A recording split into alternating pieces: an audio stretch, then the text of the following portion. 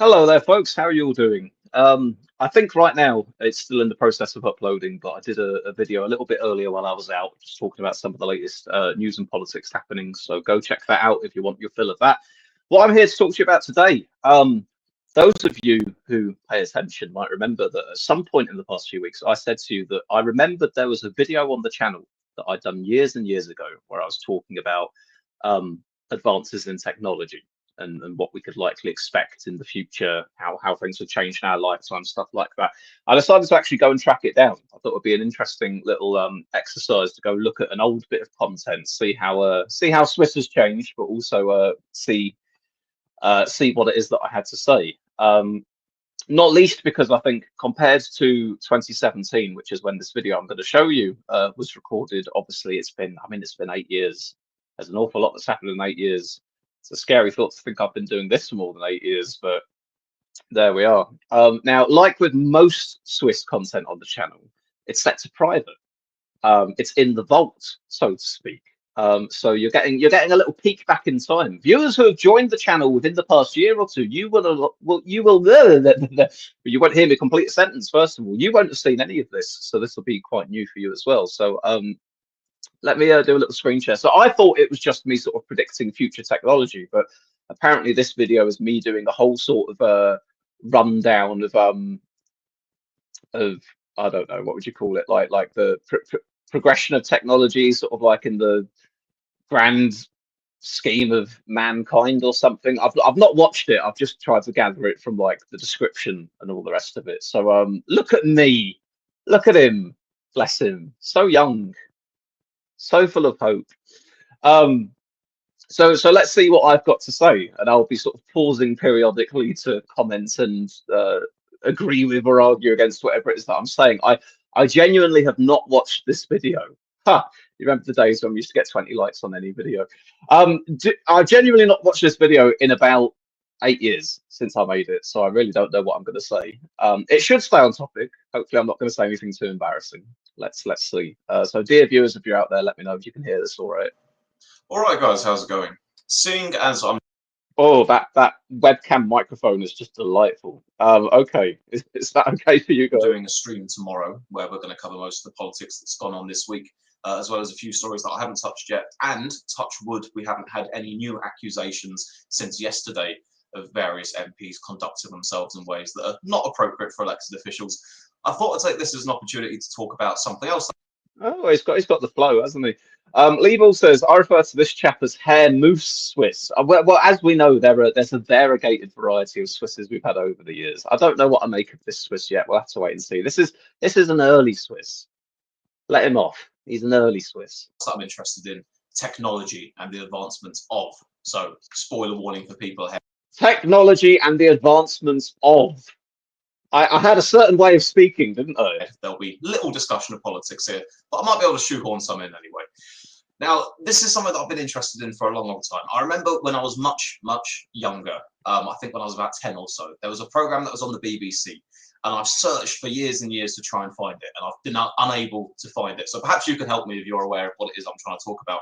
There was a documentary called something along the lines of Life in 2020, or So in the years since, I think I've actually tracked this down and seen it. I can't be 100% sure if it was the documentary I've been thinking of, but much like this Swiss, I too remember a documentary about life in 2020 that I saw when I was a kid. And it's sort of, it was talking about having like video calls, but kind of like video calls where it looked like the person's in the room with you, and a smart house where all the things that you touch do all the magic things for the house and blah, blah, blah.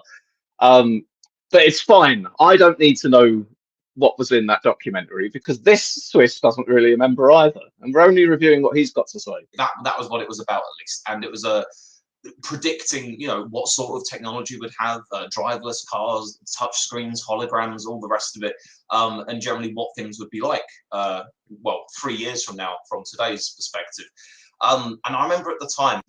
Or 5 years ago from today's perspective. Now let me think. When I was 10, it would have been 2004, 2005. That's probably when the show aired.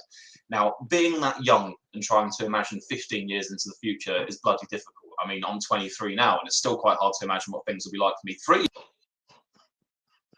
23. Oh. Years in the future, but at least I've got a bit of a better idea now than when I was much younger. But what's really astounded me is the rate of change in my own lifetime. Now, I understand that for the vast majority of human history, we lived in relatively small settlements, and most of us dealt with agriculture. You had people who owned the land, you had serfs who worked on the land, and you had people who worked certain trades as well, you know, woodwork, making clothes, stuff along those lines. And then sort of in the last 200, 300 years with the Industrial Revolution. And Have I got more cuddly as I've got older? I feel like this Swiss is staring at me very intently the whole time he's explaining things to me. It's very full on, you know? I feel like it's a bit more of a relaxed vibe we have here in 2025, generally speaking. Um, but yeah, this is an area of interest that have had for a long time. The just charting sort of like how humanity has changed from sort of like our primate ancestors all the way to today. And the more you look into history, the more you come to realize that for vast swathes of time, things were largely the same. Things did not change that much generation to generation.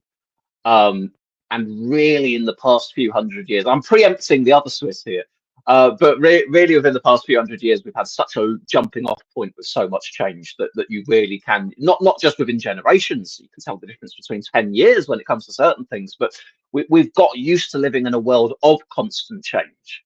And of course, you could go back 100 years and they would say, we live in a world of all these technological marvels and constant change. You could go back 100 years before that and they'd say, we live in a world of technological marvels and all this constant change. And those things are true for their time. But it's an accelerating thing. It's become quicker and more changier as time's gone on. Claire King says, what happened to the pictures in the background? Potentially, Claire, I might still have some of them. I've got a chest in the corner of the room here that has some pictures that I did years back. So some of them might still be there. But it's nice to know that I'm still keeping up with the art. I have actually been doing some art recently as well. That was like, I was really into it back then, though. I kind of fell off for a few years. Anyway, I'm interrupting myself. Let's hear what I've got to say. The informational technological revolution, especially the advancements we've seen in the 20th century and since, things have changed a hell of a lot. You have the situation where, say, I don't know, say 800 years ago, you could have a person born in the year 1200. And to be honest, you could probably expect that their life would exist within the very same village or settlement as their parents did, as their grandparents did, and their children would probably do the same trade that they. Now, I thought this was a fair point at the time. I've heard stuff recently to suggest that actually people were a little bit more mobile than purely staying within their own village or settlement their entire life. So I might have been slightly wrong on that. But the point was, you obviously, you know, you didn't have trains, you didn't have cars, you didn't have great highways, you didn't really have the infrastructure for people to get around. Generally speaking, most people stayed within their little pocket of the world that they were used to. Some people went out to the cities and traveled and did all sorts, but you know, the average person wouldn't really stray much beyond what they were used to. They did, and their children's children would probably do the same trade that they did, and they would exist probably within the same 20 square miles for the whole of their life. Some people broke the mold, obviously, and traveled around the country. Certainly. Okay, he knew that. That's fine. Those who were a little bit richer, the royalty, explorers, diplomats. Yes, there were diplomats back then as well. That was generally sort of royalty trying to trade off each other's children to marry, and obviously the Catholic Church and Rome and all the rest of it. But the point is, oh yeah, he's name checking all the things he's watched history documentaries about, isn't he? Is that for the most part, the vast majority of people who were alive lived the same sort of life that their parents would, that their grandparents would, that their near descendants would as well. You weren't getting the new iPhone coming out every week. It's not even like back then. Okay, yeah, it makes enough sense. That's the you know, that's the point that I just made. It.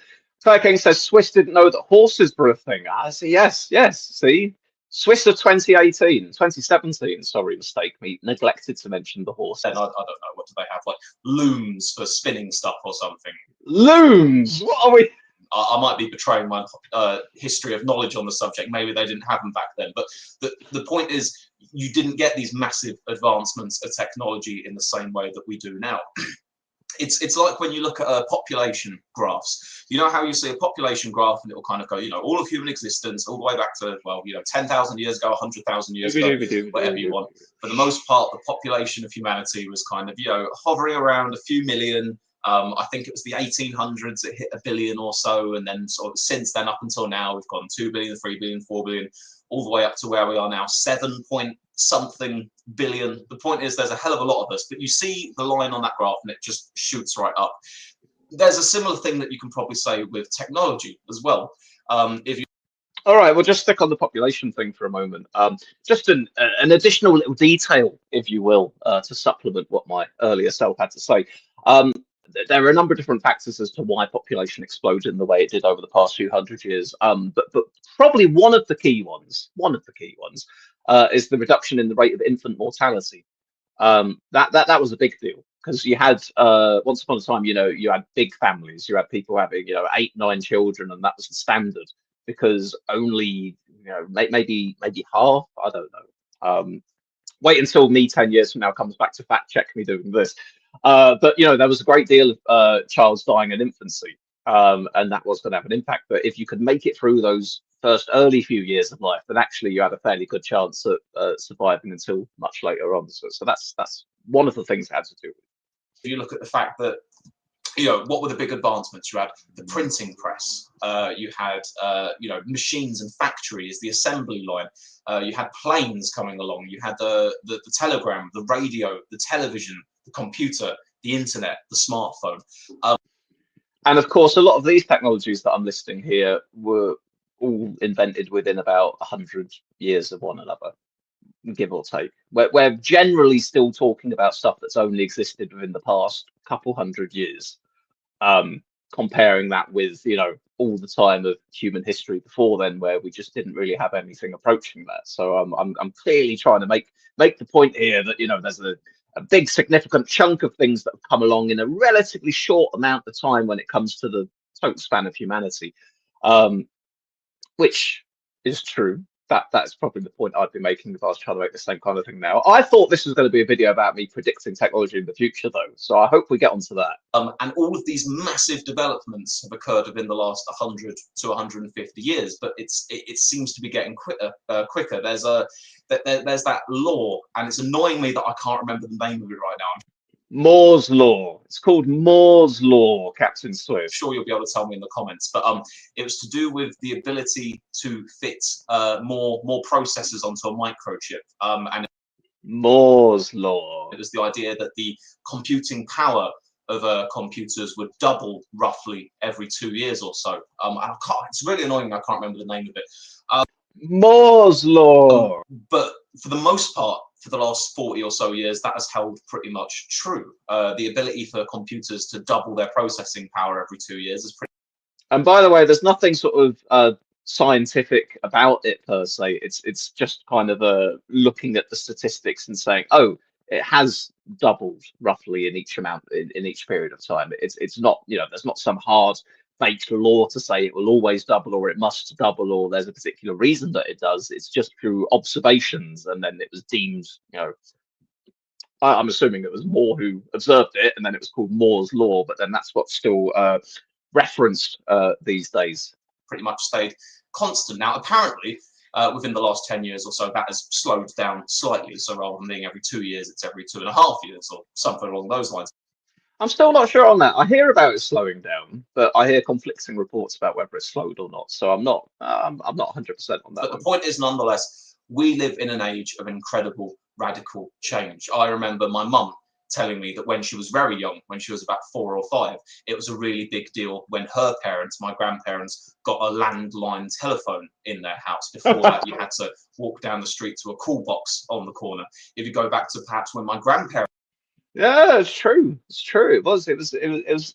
These particular things come along, and they are a really big deal at the time. There's that story about my mum with the telephone. I think to back when I was little, and it was a really big deal getting a computer in the house, because before that, like I think maybe we had computers in like the ICT suite at school or something, or maybe like I think I'd gone around my auntie's house and she had a computer and it was a really big thing for me to get to draw in Microsoft Paint and then I could print off my pictures onto some paper. Wow, you know. Um, but anyway, carry on. with children shortly after the end of World War II. Televisions in people's houses, those certainly weren't a widespread thing. Even when the Queen was coronated in the 50s, there weren't all that many people who owned televisions. They had sort of big viewing parties to watch the coronation on TV. It was a very big event at the time. It is funny watching myself from years back. There's probably a little bit of analysis needs to be done into that, of whether or not there's some kind of a complex of being that interested in watching oneself or not. But it's just interesting hearing myself talk, going, "Oh yeah, you've got all these examples, you've got all this, you know your stuff to a degree, early Swiss, you do." And I'm trying to think of some modern examples, and it's tricky. It is tricky with modern examples because I think things like the automobile, the telephone, the television, getting a computer in your house with the internet, those are big landmarks, things that we can think of. I struggle to think if we can think of a comparable one that's come along in the past 25, 30 years where people will reflect on that when they're older and say, oh, yes, I remember when we got this thing. That was such a big deal. I suppose leaps forwards in technology you can think about are probably obviously the smartphone about 15 years ago. That was a big deal. And then probably large language model artificial intelligence from the past few years, which this Swiss that we're watching didn't even know about because it hadn't even hit the mainstream yet. But still, I'd struggle maybe to say, yeah, with someone years from now going, I remember when we first got a smartphone, all the fancy apps it could do, or whatever. It might end up being AI. You know, we're already beginning to breach into this AI world now, and it's beginning to sort of permeate into different elements of life. But to most people, I would guess that it's probably still a little bit of a niche. Oh, isn't this cool? You can talk to this thing and ask it to make a poem for you or write a report for you or generate an image. Maybe it will be, maybe the really big leap of I remember when we first had this so and so will be the point in maybe, I don't know, 10 years time or longer where you finally get all this fancy AI integrated into a robot body and you actually get your, household robot butler that everyone had been going on about for ages. That could be, if that ends up coming along in the way that I've spoken about it there, that could be the one where, we little Jimmy, who's 4 years old at the time, 60 years in the future, goes, I remember when we got our first household robots. Before that, we had to wash the dishes ourselves or whatever. So what I find fascinating is that I have a sister who's 10 years younger than me. Not that much a great length of time in the scheme of all human civilization and existence. No, not quite. But she can look at things that I played with when I was younger, like a Game Boy Color, a Game Boy Advance or something. She can look at sort of the much more heavily pixelated graphics compared to, I don't know, what you have now, like a 3DS or a smartphone or a tablet. And to her, it will look ancient. To kids growing up nowadays, post 9/11 generation, the idea of VHS tapes as opposed to DVDs probably seems rather archaic. Probably in another 10 years' time, the idea of DVDs as opposed to streaming or just having things stored on a device at home, that will seem archaic probably. And in fairness, considering that this was made 8 years ago, getting on for the 10 years, I'd say that physical copies of things rather than just streaming them is beginning to veer into that archaic kind of feel. I see an awful lot more DVDs in charity shops these days than I see in actual shops. We have had, I mean, it was already ongoing at the time that I recorded this. Netflix was already a thing for TV and film. Spotify was already a thing for music, but these things have certainly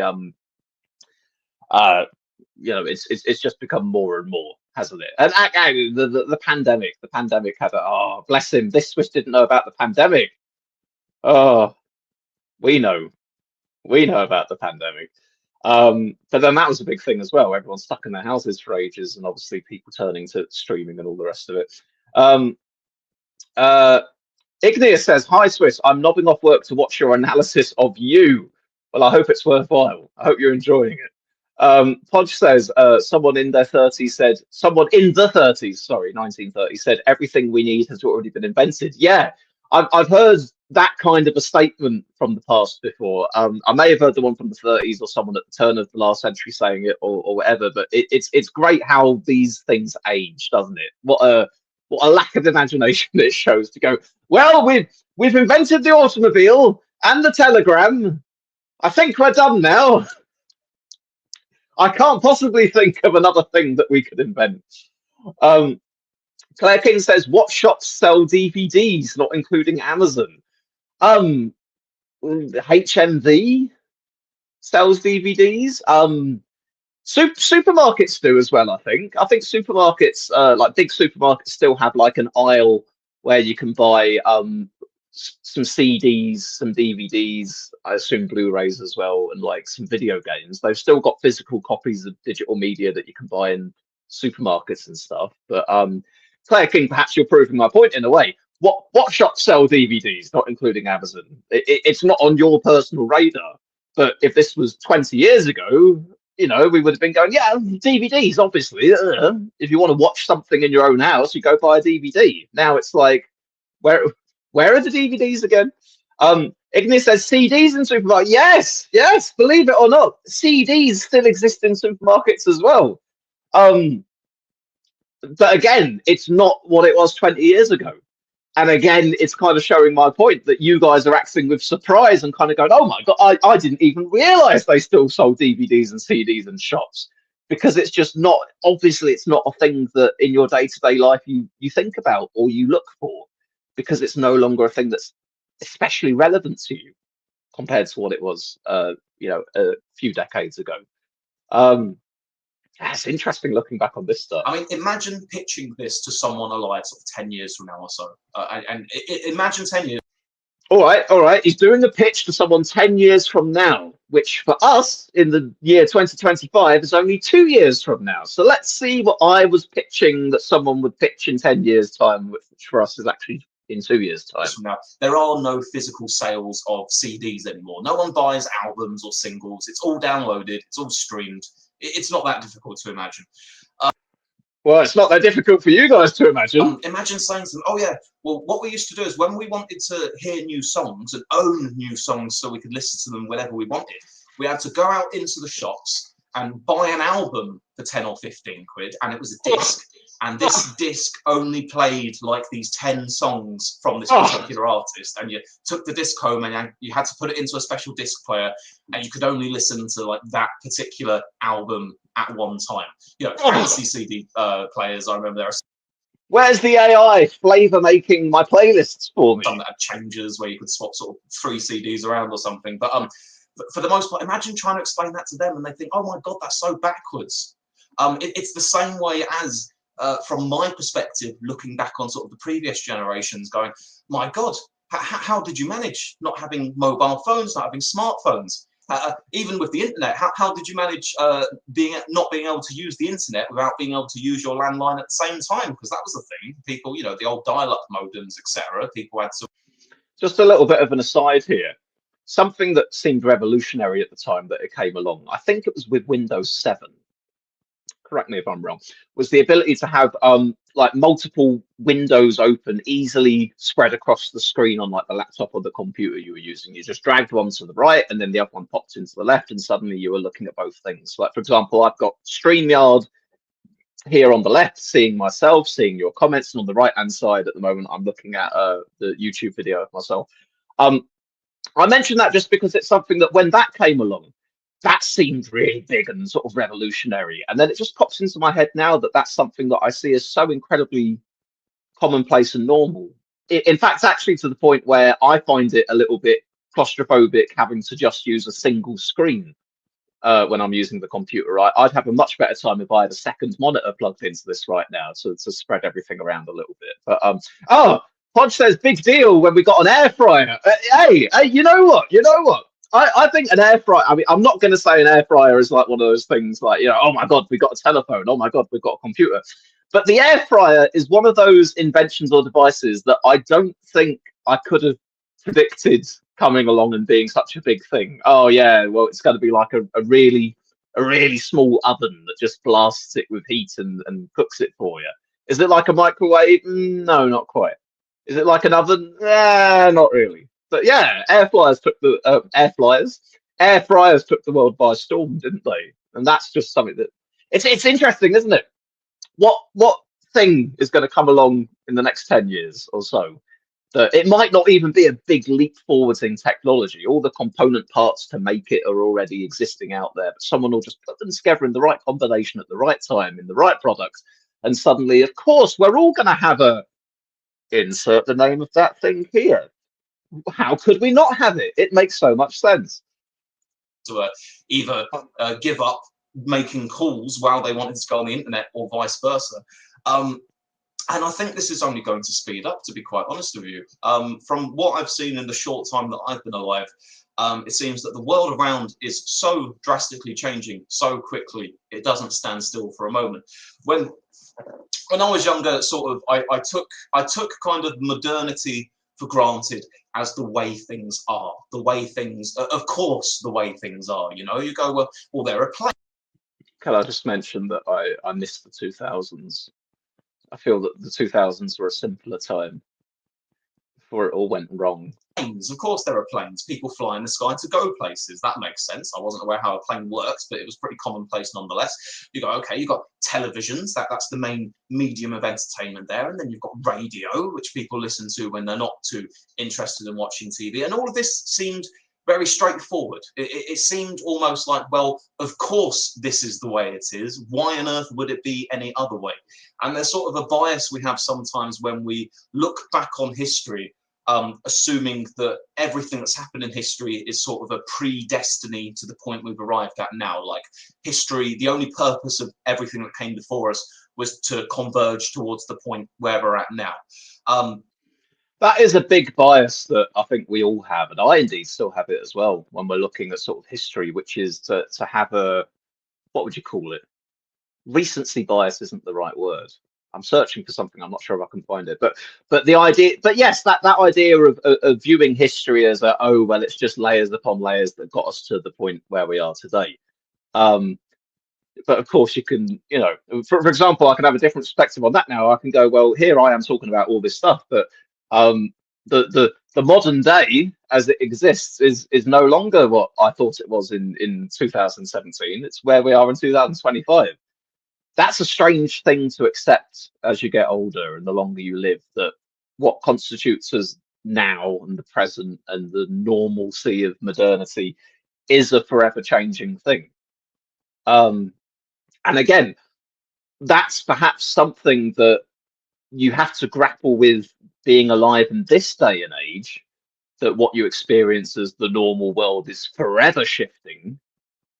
But a much longer time ago, that probably wasn't the case. It would still shift in terms of maybe, you know, people would be born and die, people would move away, different events would happen to you in your life, that kind of thing. That stuff always changes. But talking about specifically technology and stuff like that, that's again something that we that is worth just dwelling on sometimes, I suppose, that we live in a world now where things are shifting and changing so often that you've got to accustom yourself to it. You've got to live within that kind of a stream of thinking. Whereas that wasn't necessarily a thing that you probably had to deal with in the same way if you were alive a few hundred years ago. But if you know anything about sort of like the butterfly effects or anything on those lines, the idea is, okay, get a time machine, go back the butterfly effect, 100 years or a million years or whatever, like the episode of The Simpsons, smash a few bugs, hit a few dinosaurs, come back to the future, everything's drastically different because there's no way of knowing how one thing can affect another and another and another. So the idea that where we are today, in the current year, at the time of me recording, the 4th of November 2017, the idea that this present that we live in is the way things were always going to be, there was no way it could be any different. And of course, we've reached this point in time in history. Where else would we end up? No, it could have gone so different. If you look at, I agree with this, Swiss. Sitting here in 2025, I look at the world around me, and God knows I just got finished recording a politics video, and I go, is the world meant to be this way? Was it always going to have to be this way? Is this the best version of things we can look forward to? God, no. Look at the advance of civilizations across the world, sort of ancient Egypt, the Roman Empire, the sort of technological advances that they made, and then you can reach a pinnacle. I heard a really interesting thing the other day, actually, which was that the Romans had basically already invented the steam engine, um, but they just hadn't applied it.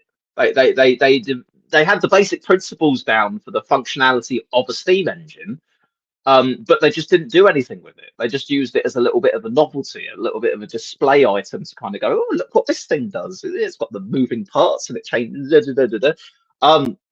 And it's such an interesting thought experiment that if things had gone a little bit differently during the Roman times and they adapted the engine to, locomotion and been able to create better vehicles and transport and everything, just what a world would have emerged out of that, because we have this sort of narrative of, you've got the Romans, and the Romans had a sort of a peak of technology and they were pretty good for themselves. They were pretty far along civilization for their time. And then there's this sort of, the decline, the narrative of the Dark Ages. And I'm not going to get into the whole thing about the Dark Ages, but it's maybe not quite as dark as it's deemed to be with the name the Dark Ages. It's kind of got a little bit more to do with the fact that there weren't quite as many written records of that period of time as other periods of time. So historians relatively know less about those periods of time than they do about others. So it seems like there was less going on and you didn't have the great overarching civilization of the Roman Empire. But I'm distracting myself here. What was I trying to say? The point being, though, that if we think about things in those kinds of terms, and we think about the peak of the Roman Empire, and then maybe a sort of a decline, and then a gradual ramping up once more over the next 2,000 years to go even further and faster and beyond where we ended up then. What a different world would have emerged if the Romans had made use of the steam engine. It's just an interesting thought, isn't it? But again, once more to show, things are very much fluid. Things aren't always going to end up the way that they do. It's not always a straight line of technological advancement. You get zigzags along the way. Anyway, what else you got to say there, Swiss? Don't you hold that hand up any further. Don't you angle that hand anymore, sir, or I'm going to have to take a screenshot and report you. And then you can fall back again. And the lands and territories that were covered by those civilizations, they can descend backwards in terms of what they know. We have a period called the Dark Ages, and it's kind of called the Dark Ages for a reason, not because they didn't have electricity, but because it's dark from the perspective of historians, because there's very little documented evidence of what people did back then. Oh, Swiss knew that. This is the interesting thing as well. Watching this, I'm assuming that there are things I've learned in the time since I've done this, and going, but you didn't know about that, and then I go and mention that thing anyway. Because not a hell of a lot of people back then were literate. The written word was sort of a thing only held for. I think it was people who worked in churches, like the clergy were copying out text and that kind of thing. The average person on the street, they couldn't read all right. You know what else? This is Claire King says 2017 Swiss is smart. You know what this is? I think during this period of time I was going through a real knowledge quest. I was really hungry to find out all sorts of things. And I was just demolishing like history documentaries and stuff like that. And don't get me wrong, these are still interests that I have today. But I feel that probably a lot of the things that I was learning about in a degree of depth for the first ever time, I was just so desperate to join all these dots together and to share with you what I'd been thinking about and figure out about it. This kind of comes across as me kind of scattering across all different subjects and fields, but just trying to get as much of it out as possible. Claire King says, unlike 2025 Swiss, I've changed my style, I think. I don't seem to do as many of these sort of long form. Here's me talking about a particular topic and trying to show off how many things I know, sort of thing. And that said, actually, this version of me, 2017, I think in the time since I had a few humbling experiences, which made me realise that as switched on and as hang on, intellectual as I might have thought I was, there were definitely always gaps in my knowledge and things that I didn't know. So maybe in the time since I've come to sort of hedge my bets a little bit more when I say things. I don't know. 2017 Swiss is the dangerous revolutionary. That's debatable. Yeah. That's a privilege and a luxury back then. Nowadays, it's commonplace. Nowadays, we go, isn't it terrible when someone can't read or write? And again, it's another one of these things. Isn't it terrible when someone can't read or write? Things that we take for granted. But I've gone off on a little bit of a tangent here. The point that I wanted to make, and the thing that I find most interesting here, is we go, okay, in the last 200 years, things have shot up in terms of population, in terms of the advancement of technology, in terms of the quality of people's living standards. The world has changed drastically to what it used to be. If we go back to the example of the people living in the 1200s, where they lived their entire lives within the same village, and they do the same profession as their grandparents and their grandchildren. Okay, I feel like we're getting somewhere now. He's summarizing it all together. He's talking about all the changes, the big thrust and the drive of human civilization, and how it's such a different world we've been living in the last couple of centuries. And now, Swiss, I want you to tell me what your predictions for the future are, and we can figure out how many of them have come true in the past 8 years. If we look at the difference now, and I think how radically different my experience of life is to my grandparents, and then I try and imagine how radically different my grandchildren's experience of life is going to be. I mean, Christ, when that's going to be. Let's make a few assumptions. Let's say I may have some kids in the back end of the 2020s. Let's say they might. Time's running out for that. Have some kids during the 2050s, and then those kids will have reached some degree of maturity, my age or so, by the 2070s or something. What is life going to be like in the 2070s? I think to say all driverless cars almost lacks imagination at that point. It's amazing to think how different things could be if we go, okay. I mean, to say driverless cars lacks imagination in the 2070s, that's still a statement I'd agree with now. I mean, we're only 8 years on from when I did this video. And yet the biggest change for me, more than anything, I think, and I'm going to keep coming back to it time and time again, is AI. Because I still marvel at it. I still find it such an interesting technology. And at the same time, it's something that is gradually seeped in to become normal for me. We talk about that sort of, the world you exist in now, you come to take it for what it is, you come to see it for what it is, you come to just kind of go, yeah, well, that's the norm. And for me now, it's quite normal that I can type into a little box every day and chat to this little chat GPT and say to it, this is what I've eaten, this is how much exercise I've done, and it will go, oh, okay, this is how nutritional you've been, these are the calories that you've had, this is blah, blah, blah. And then I'll go, and I've been doing a little bit of stuff, I've done a YouTube video, I've done some of my art projects, and it will kind of go, you've done more of that in the past week than you had done previously. Here are some suggestions for some future stuff, blah, blah, blah. None of that existed just 8 years ago. And yet again, now that's something that's totally normal to me, as much as I'm still impressed with it. And that was 8 years. And here I am then trying to speculate on what 2070 is going to be like. I mean, fuck me, 2070 is still 45 years away. God knows what that's going to be. Maybe I've got some ideas. Let's find out. Oh, let me just catch up on some of these comments quickly as well. Podge says, did literacy expand after the invention of the printing press? My answer to that would be I would assume so, Podge. I would guess certainly that there would probably be more of a demand to be able to read. There'd be more of a drive for people to want to be able to read, because there would simply be more things out there to read. More easily accessible to people. But I can't say that I've got knowledge about when exactly the jump up in literacy happened after the development of the printing press.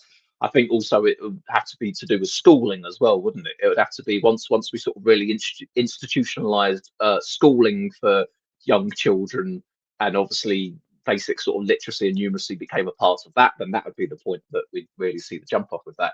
Claire says, you're impressed by that. We have apps for diet and exercise stuff. Yeah, no, we do have apps, but I think the point I'm trying to make there is, for example, what you're saying there, you're impressed that you can tell an AI what you've had to eat and it tells you how many calories it is. We've already been able to do that. But like having a specific app for that, that's like a very small slice of capability. It's a particular thing. You can put some things in, you can log it. It's got a single purpose. the AI that I'm chatting to, I can pivot from talking about diet and exercise to creating a script for a YouTube video. No, I'm just kidding. I don't use scripts. To generating some images, to generating some videos, to asking it to do a deep dive to find out about the history of my family name. To all, the point is that all of those things are possible within this single application. I've used the word app, haven't I? I think you know what I think you get what I'm trying to drive at, though. What I'm impressed with what AI can do these days is that it's no longer sort of specified to a particular thing. It's not one app that can help you do this. It's one app that can help you do that. You've got like huge capabilities here, basically within. Claire King says like a search engine. What to find out about it? Yes, Claire. I feel like you're trolling me here because the point I'm making here is you can do all of these things that had to be done in different applications and different devices and blah blah blah. Now you can basically do all in one place. It's the same difference, I guess, between like way back when you had a device for listening to music, a device for watching videos, a device for doing other things, and now you can do it all in like a computer or a smartphone or whatever. Cameron says, do you tell the AI how often you fart? And Podge says, AI psychosis driving people mad, though. Yeah, the AI psychosis thing is an interesting thing because that there are cases of people who've gone into bad places mentally because of how much that they've been interacting with AI.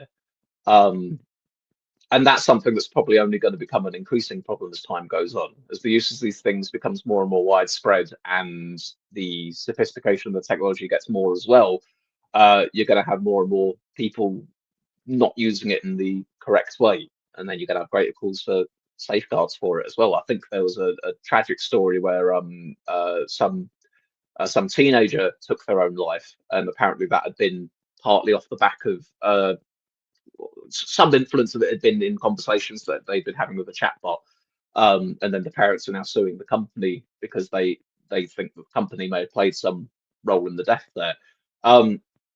So yeah, as you know, there are certainly going to be problems that come along with all these exciting new technologies as well. But I still, why is there a large section here that says life in the 70s? What is this labeling of all of these little sections here, and when are we going to get to our predictions of the future? That's what I. Okay, well, the 20. Cameron Hickman says I used AI to translate Keir Starmer's tweets to Klingon. Now, just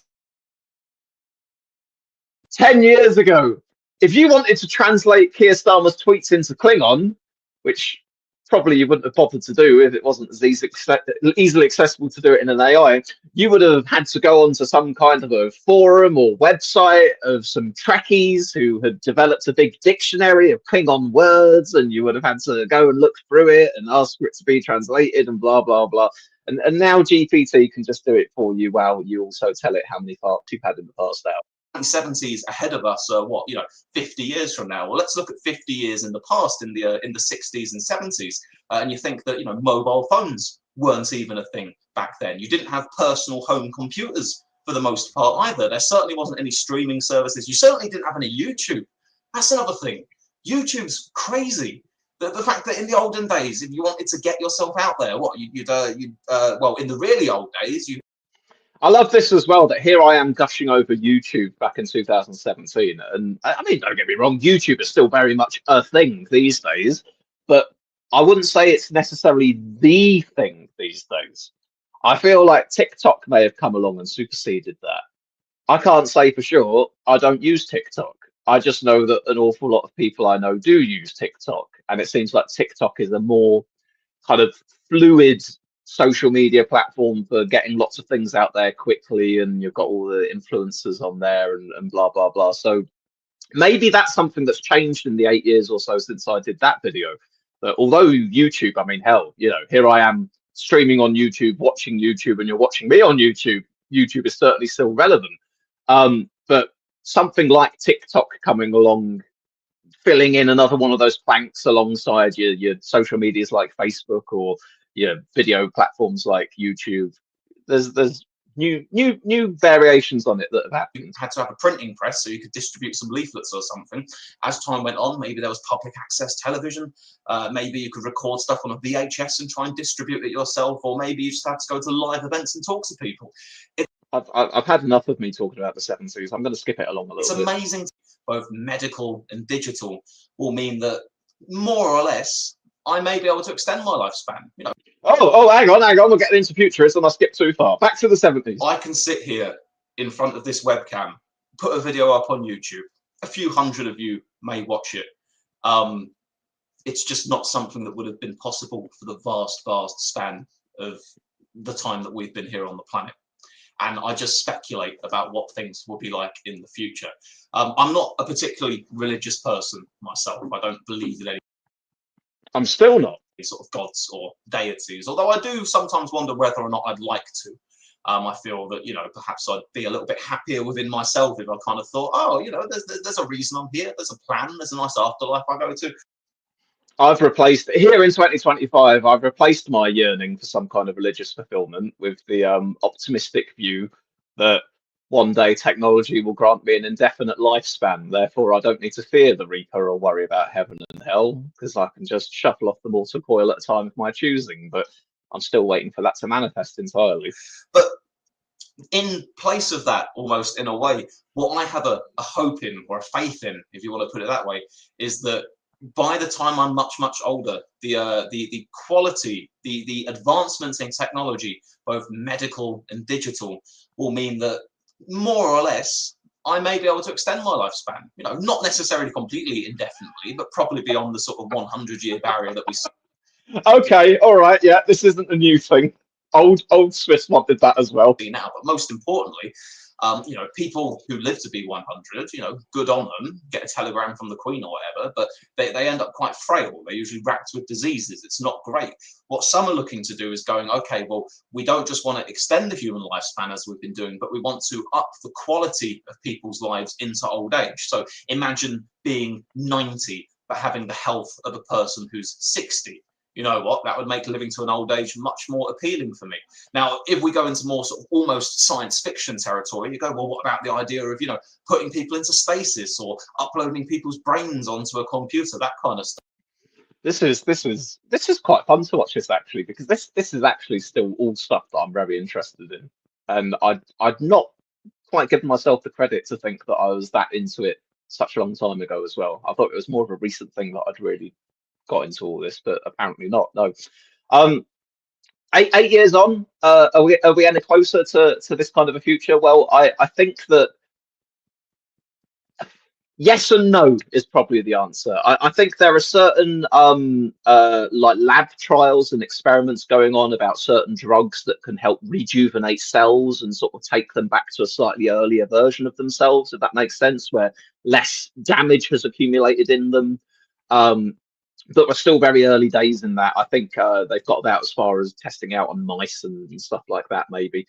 I mean, obviously, we've recently brought out all these like weight loss jab drugs and stuff, where you know you inject yourself and your hunger's suppressed or whatever, and suddenly it's much easier to lose weight. Now, obviously, there are alternative methods of losing weight, eating less and exercise and all the rest of it. But I suppose when you're thinking about raw lifespan and quality of life kind of stuff and the ease of achieving those things, if in the space of the time since the video we're watching, suddenly, you know, it's much more accessible and much easier than ever before for people who are likely to have a shorter life or lots of health problems because of being very overweight. Suddenly it's much easier for them to lose that weight. Then maybe that is one little marker along this path to the future that we're describing here, where the human lifespan can be extended and the quality of life during that can be enhanced as well. It might seem beyond us at the moment, but there's no guarantees it wouldn't necessarily be in the future. Or at the very least, you could go, okay,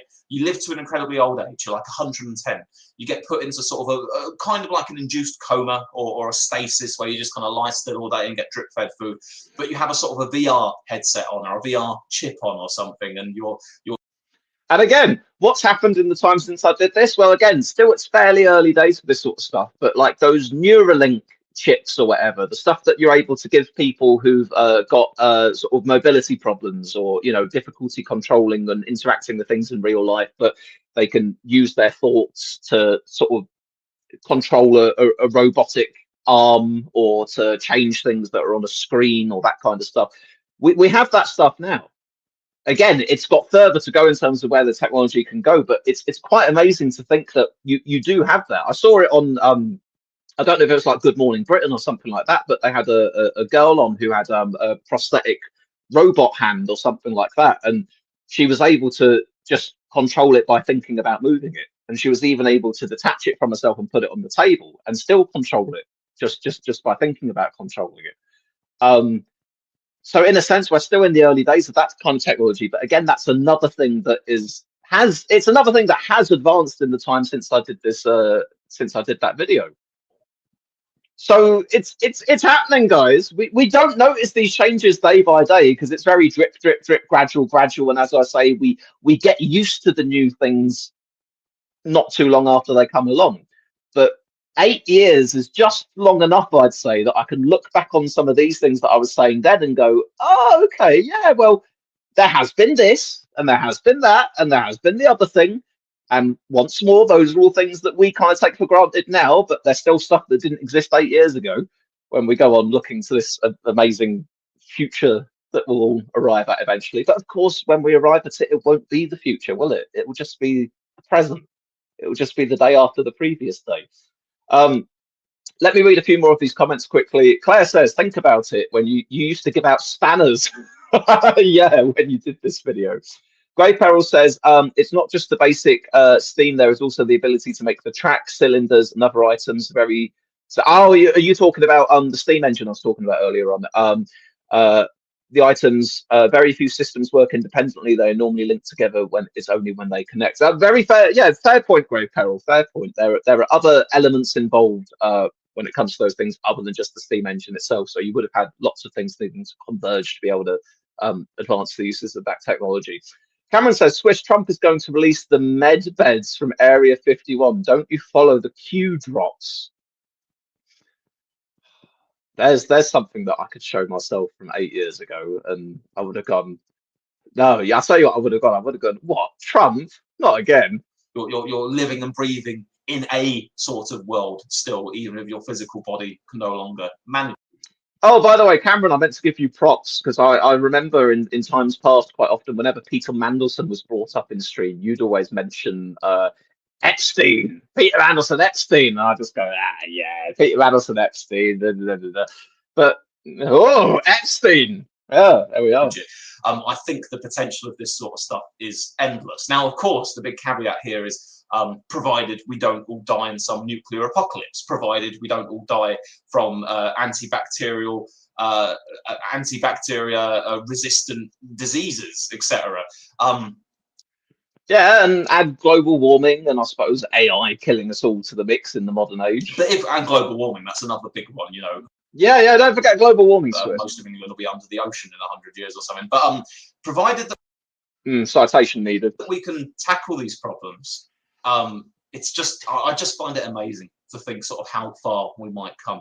And I'm not actually a quick adopter of technology either.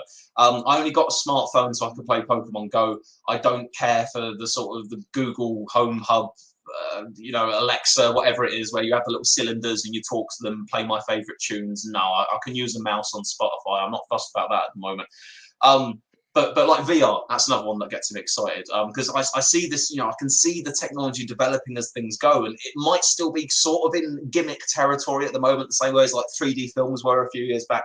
But 10, 20 years from now, oh yeah, I think that'll be widespread. I think having a VR headset in your home will be as commonplace as sort of having a Nintendo Wii 10 years ago or an Xbox. All right, well, we've got a prediction there. We found something fairly solid. Here was me saying that in 10, 20 years' time, a VR headset or an equivalent, which allows you sort of, you know, access to a virtual space, would be about as commonplace as a gaming console would be. So here we are 8 years on. Is VR the mainstay for entertainment at the moment? No. Has it continued developing? Yes, but it's still not quite hit that launching point. Although I will say, I said 10, 20 years. So technically, I've still got another 12 years to go before this could end up happening. Although maybe at this point, I'm starting to, maybe I'm lacking imagination still thinking about the VR headset, the big clunky thing that you stick over you with the goggles. It's probably going to be more likely that you might be able to have it with just some glasses with a screen on the inside of the glasses, or hell, maybe even some contact lenses or something like that at some point in the future. But the point is that the core idea of that technology, being able to just kind of access a virtual world that's kind of straight into your eyes or whatever, yeah, that probably is on the way. Box or whatever now. I'll comment to one more here. Podge said, I wouldn't want to live longer if there wasn't quality of life. Seeing Jimmy Carter passed out with his mouth open at his 100th birthday made me think I don't want to live like that. Yeah, I would agree with that, Podge. There's, I wouldn't see it as a particularly good thing living to an incredibly old age if actually the quality of life wasn't there in the old age. Quality of life needs to come first, really. Yeah. It'll be cheap. That's the most important thing. And I don't mind waiting for things to be cheap either. Oh yeah, Cameron says Peter Mandelson's relationship with Epstein has been well documented for decades. Yeah, see, this is the thing. I'd known that he was like friends with him, but I've not been able to distinguish sort of like, okay, well, how. There's a lot of people that knew Epstein. I didn't know quite how close Mandelson was to Epstein. Obviously, you were more clued into that than I was. But then with the revelations of some of these emails in the past little while, where he's gone, oh my God, like the man was still sycophantically loving Epstein even after he'd been convicted. That's a different ballpark. I've got a bit of patience when it comes to that sort of thing. If I see a shiny new product out there in the stores for 600 quid, I go, no. I'm going to wait 5 years until there's some much cheaper equivalent that I can pick up, and the technology will have advanced, and then I can get it for 100 quid. Or I haven't changed. I haven't changed at all in this regard. I own hardly any modern things. 80 quid. I mean, Christ, you know, the price of a cheap personal computer nowadays is nothing compared to what you would have had to spend maybe 20 or 30 years ago. Now, as much as I am optimistic for the advantages that the advances in technology can bring, both in terms of people's health, in terms of entertainment, and probably other things that I haven't even thought about, there are downsides to this as well. We, as a species, Sorry, I just need to take a quick break to have a little bit of my delicious sausage roll there. Something that I didn't mention here, but I will mention now, is that when it comes to these medical advancements, something that I'm really interested in is whether or not they're able to successfully make nanobots. That's something that still very much feels science fiction-y at the moment. But the principle being that if you could get, if you would be able to inject into someone's bloodstream these microscopically tiny little devices that are able to travel around the human body, and support the immune system in attacking sources of infection, identify and find cancer cells, and treat or destroy those cancer cells, that would be incredible. That would be such an amazing advancement to be able to help maintain the human body and human health. Now, we're not there yet in terms of the technology, obviously, but my great hope, I suppose, is that the gap in between what we can imagine and what we can actually create is in part going to help be filled by AI. That if they carry on with what they're doing with AI right now, at the moment, AI is very good at recreating things based off of the training data it's already been given. If an AI knows what a work of literature sounds like, it will write something that sounds like a work of literature. If it knows what some songs sound like, it will be able to generate something that sounds like a song. It knows what different images and videos look like, it can create images and videos.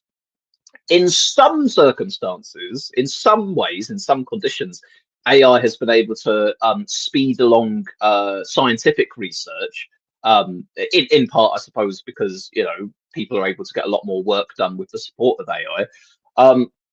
But the real kicker is going to be when they can develop sort of properly thinking AI that can analyze all of the data it's already been given and then use that to come up with new, novel inventions and creations that we didn't previously have. And we've kind of had that to a degree so far, but not majorly, not in the way that I'm currently thinking of. But I think that is going to be the key to filling these gaps between, for example, thinking about how cool it would be to have nanobots and actually try and come up with how it is that we make the nanobots, if that makes sense. Cameron Hickman says, "Are you going to do more predictions?" I hope so, Cameron. Are you talking about me, or are you talking about 2017 me? I hope 2017 me is going to do some more predictions. I haven't watched this video in 8 years. Could they be hacked to kill the person? Says Podge. Well, that's a very good question. I certainly hope when they invent these things that they won't be hackable to kill the person, because we'd be in some serious shit if that was the case. Very good question. We'll send our letters to the people developing it. Don't let it be hackable. I'm getting near the end of this now. I'm 6 minutes away from the end of the video. We'll see if I've got any more predictions. Sort of like a human animal, the mammals that we are, we've been used for a long time to living certain kinds of lives. Now, I know that throughout sort of human civilization, there have been different ways that we've lived. Sort of the much older versions of us were sort of nomadic. You know, we sort of crossed across the land, perhaps sort of hunting and gathering as we went. I think once we hit the oceans, we stayed there for a while because we quite liked the fish and the shellfish or something. But we, going back to the example. This is me giving a very vague overview of what I understand about how the early Homo sapiens species just kind of migrated around. We went to the oceans and we liked the fish. Of the people who lived maybe in the 1200s or something. Okay, you live in a village or a settlement where 250, 300 people live. You spend the vast majority of your life there. Maybe every now and then you venture out to the nearest larger town, which has a population of a few thousand, or maybe even a few tens of.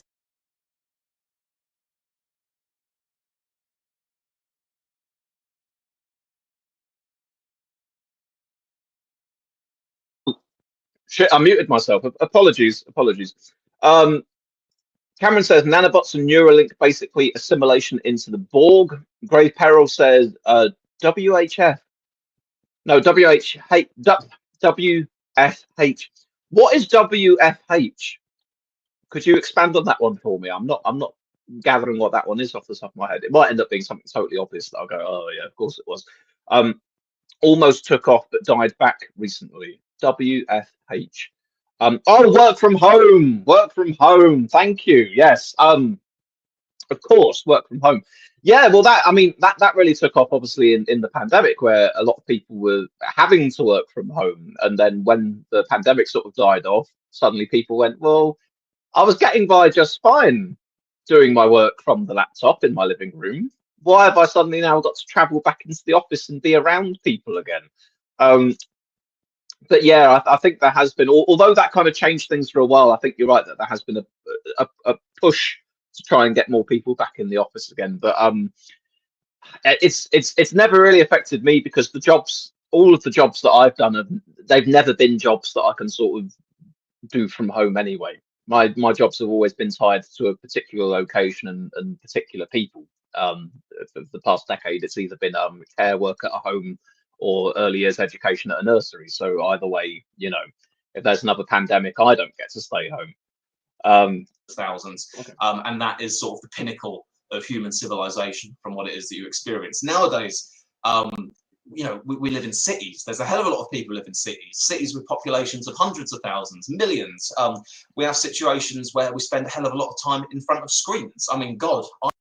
You're boring me now, Swiss. What else you got to say? This sort of world thrust upon us in real life rather than turning entirely to screens, as I say. But as I say, all of that is very easy. And I think there's some advantages to that. I think, for example, the flow of information, as I talk about quite often, when it comes to the internet, I think it's fantastic for getting information out there, for improving people's ability to find out things that they wouldn't have known before. If you wanted to research a certain subject. Now, I don't want to preempt myself here, because I might be about to make this very same point, but the flow of information on the internet, fantastic. The flow of false information on the internet, very problematic. A few decades ago, either you'd have to watch a documentary on television, or you have to go to the library and check out some rather hefty books. Either that, or perhaps there's a public speaking event where someone rather knowledgeable on a subject you're interested in is talking about it. Nowadays, you go on the internet, you go to Google, you go to YouTube, you search quickly, you can find. And now, 8 years later, nowadays, I can say you can ask ChatGPT and cut out the middleman of that Google. Or, in fact, go to Google, and there's now an AI that summarizes it for you in Google without you having to click on the link. So we have had some changes in that capacity as well. Object says, is this Stoke-on-Trent vintage Swiss? Yes, it is indeed. This is Stoke-on-Trent Swiss. This is probably about probably the first year or so that I lived on Stoke-on-Trent. We've still got a few years to go before I ran for MP there. I think this is the year before I started working at the care home in Stoke as well. So when I first started doing the Captain Swiss stuff, it was from where I was living in Wolverhampton at the very beginning, and then I had the move to Stoke-on-Trent. This was the first move that the audience saw, and God knows I'd have about 4 or 5 other moves in the time after that. Object says, I thought I recognised the background. Right, let's. I'm wrapping up here. I've got 2 minutes left to go. What else am I going to say? More or less anything you're looking for, or at least a summary of what it is that you're trying to find out rather quickly. We are, in a way, gods, and I don't mean that in a sort of, cringe, go away, Swiss. Uppity religious kind of way, but I just mean if you look at the black. Uppity religious kind of way. Very 2007's atheism Swiss. Cringe, go away. Rectangle that you hold in your hand most of the day. All of the things that it can do compared to, say, 100 years ago. All of the technological advancements that we've had in the last 100 years basically pushed all into one little rectangular device. And again, it's commonplace nowadays. We don't think anything more of it. Oh, smartphone. Everyone has a smartphone. Most people do. I remember hearing. I mean, that is true. And I suppose thinking about the future once more, all these amazing special things that I'm expecting AI to be able to do for us, when those eventually arrive, maybe I'll come back to you and chat to you guys in the year 2050 or something, and we'll come back and review this video. Who knows? And it'll be the same thing. I'll marvel at all the amazing things we can do. I'll also comment on the fact that isn't it amazing how quickly we got used to it all as well. Hearing that like 8% of 18 to 24-year-olds don't have smartphones, and I thought, what the hell's going on with them? It's fascinating. It's interesting the age that we live in, and I'm sure most people say that. I'm sure in the Victorian era they were like, oh, we live in such fantastic times. Look, we've got the steam locomotive, and that was true. I knew I was going to say steam locomotive. I don't know how, I just knew. Every point in time, once it comes about, is obviously modernity. And people will at the time go, yes, we do live in modernity. Touch wood, nothing terrible happens to me over the next few decades. I could look back on this video 30 years from now, listen to what I'm saying and go, if only he knew. If only he knew the sort of things that were going to happen in the future. I suppose that's it for the time being then. So basically, I just wanted to say I'm broadly optimistic for what the advances in technology can bring us. I've only just noticed as well. I'm recording this. I think with the microphone in my webcam that I used to plug into my computer, and I can actually hear the fans in my computer roaring away to keep it cool as I'm listening to this as well. It's quite charming, really. In this century, my only concern perhaps is that it may continue to isolate people from one another, that we might be spending more time with screens than we do with people. Now, I'm no better on that than anyone else. As I say, I spend probably far too much time on the screens myself. But otherwise, I think we've got some very good stuff coming. But for God's sake, don't be an early adopter. Don't buy the prototype hover car when it's £1,000, £10,000 or something. Give it 5 years. It'll be cheap. That's it for now. I'll see you all later on. Well, there we are. Some sage advice from 2017 Captain Swiss there. Don't you go buying the hover car when it's still in its infancy. It will cost you far too much. Well, that was interesting, I suppose. It's a weird thing seeing yourself in the past, in a way, because there are ways in which it feels like you and there are ways in which it doesn't. I can't really expand on that anymore. But I guess trying to summarize from having watched this. Now, as I say, I came into this thinking it was just kind of a straightforward video predicting some things that we get in the future, but instead it was me trying to encapsulate the vast swathe of human progress across time and all the advances in technology, trying to say, you know, how much quicker everything was getting and how interesting it was that we had to adapt to getting used to it. But it has been interesting, I suppose, at the very least, looking at 2025 today and looking at 2017 back then, and all of these things I was talking about, all the things that might come to change in the future and everything, being able to at least say in a few examples, oh, well, we've now got this that we didn't have before. Well, we're not quite you know, uploading your brain into a computer, but we do have chips that let you control a screen or a prosthetic hand or something, you know, little shifts along the road. So it's a crazy thing in a way that I've been doing this YouTube channel for so long that I can now go and look at videos from that far back in the past. We might do this again. We may revisit some more old videos. We might have got to the point in the Captain Swiss content cycle where the snake begins to eat its own tail, and I go, I can't think of anything to do. I'll just watch me from 6 years ago and comment on myself. There we are. And then we'll really get to the point years down the line where we get me doing a video, watching myself, and so on and so on and so on.